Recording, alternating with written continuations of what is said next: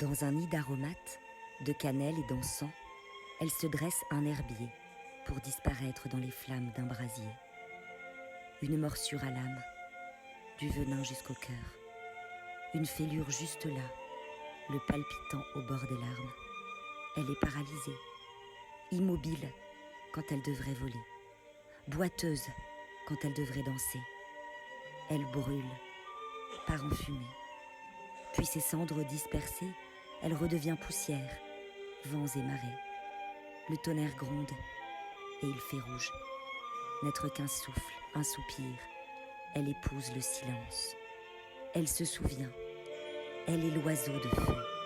Son plumage étincelle, son cœur s'embrase, son âme s'incendie.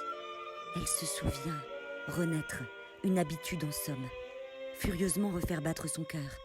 Oisillon à tâtons, chercher une épaule, des bras, une main à serrer.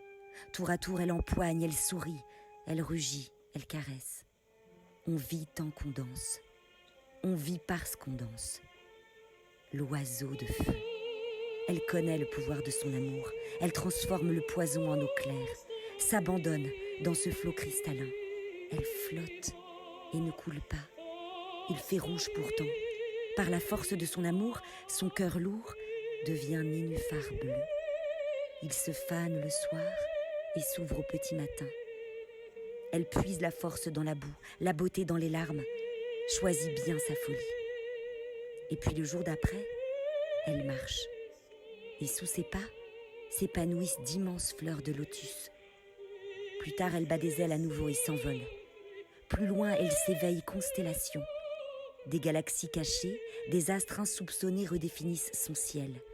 Elle continue d'écouter le vent et de parler aux étoiles. Le cœur nénuphar, elle règne à nouveau dans sa chambre aux 1000 nymphéas. Sous la voûte céleste, assise sur la lune, elle chuchote à la nuit ses rêves les plus fous. C'est alors que le météore, le plus éloigné d'elle, fera briller ses jours. Et puis l'été déshabillera l'hiver.